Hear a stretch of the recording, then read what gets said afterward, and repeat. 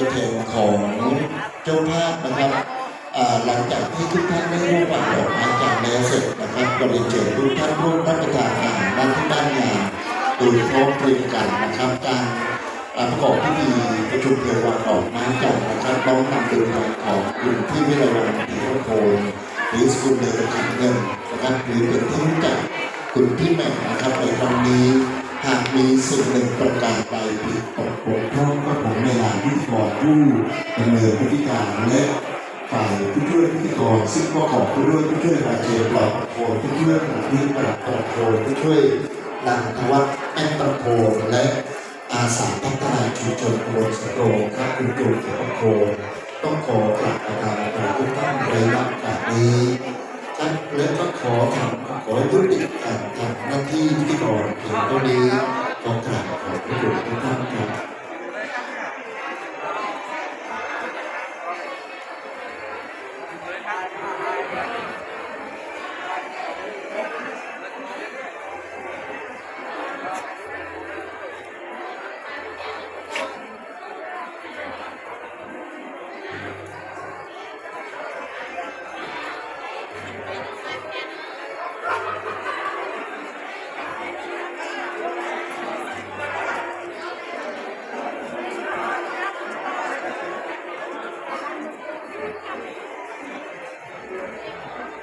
ลังเด้